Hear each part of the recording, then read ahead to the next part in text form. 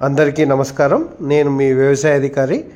ముఖ్యంగా తెలంగాణ రాష్ట్ర ప్రభుత్వం రైతుల శ్రేయస్సు కొరకు అగ్రిటెక్ సౌత్ 2024 పేరుతో మనకు agriculture exhibition professor Jayashankar Telangana వ్యవసాయ విశ్వవిద్యాలయం హైదరాబాద్ నందు తలపెట్టింది.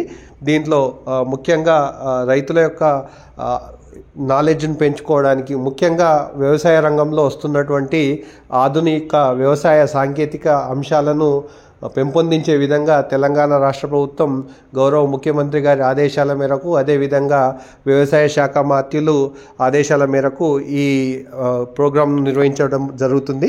ముఖ్యంగా రైతులకు ఆధునిక వ్యవసాయ సాంకేతిక పద్ధతులను అవలంబించుకునే విధంగా అగ్రిటెక్ సౌత్ 2024 పేరిట మనకు ఈ నెల 16 నుండి 18 వరకు ప్రొఫెసర్ జయశంకర్ తెలంగాణ వ్యవసాయ విశ్వవిద్యాలయం నందు భారత పరిశ్రమల సమాఖ్య మరియు తెలంగాణ ప్రభుత్వం సంయుక్తంగా నిర్వహిస్తున్నటువంటి ఈ అగ్రిటెక్ సౌత్ 2024 ఎగ్జిబిషన్ మరియు సదస్సు నిర్వహిస్తుంది.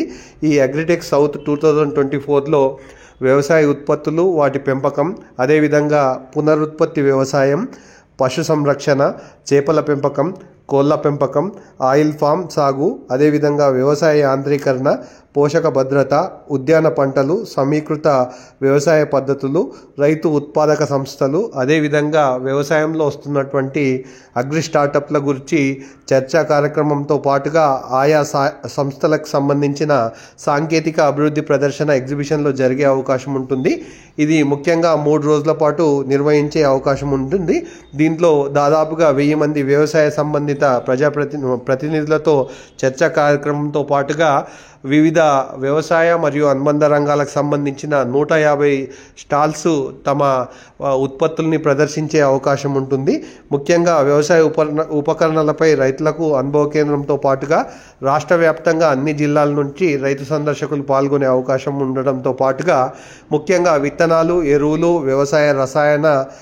వ్యవసాయ పరికరాలు, పాడి పరిశ్రమ మరియు మత్స్య పరిశ్రమ, సేంద్రియ వ్యవసాయంతో పాటుగా వ్యవసాయ రంగంలో వస్తున్నటువంటి డిజిటల్ సాంకేతిక అంశాలపై 2 రోజుల పాటు కాన్ఫరెన్సులు నిర్వహించే అవకాశం ఉంటుంది. కాబట్టి ఈ అవకాశాన్ని రైతులు, అదేవిధంగా ప్రోగ్రెసివ్ ఫార్మర్సు, అదేవిధంగా రైతుకు సంబంధించిన ఇన్పుట్ డీలర్సు, అదేవిధంగా వ్యవసాయ కోర్సును చదువుతున్నటువంటి విద్యార్థులకు కూడా ఇది ఒక సువర్ణ అవకాశం. కాబట్టి ఇప్పుడిప్పుడే వ్యవసాయ రంగంలో అడుగు పెడుతున్నటువంటి యువ రైతులకు ముఖ్యంగా ఇది ఒక సువర్ణ అవకాశం. కాబట్టి వ్యవసాయం అనేది ఎప్పటికప్పుడు నిరంతరం నేర్చుకునే ప్రక్రియ. కాబట్టి ఈ అవకాశాన్ని అందరు రైతులు వినియోగించుకోవాల్సిందిగా వ్యవసాయ శాఖ ద్వారా విజ్ఞప్తి చేయడం జరుగుతుంది.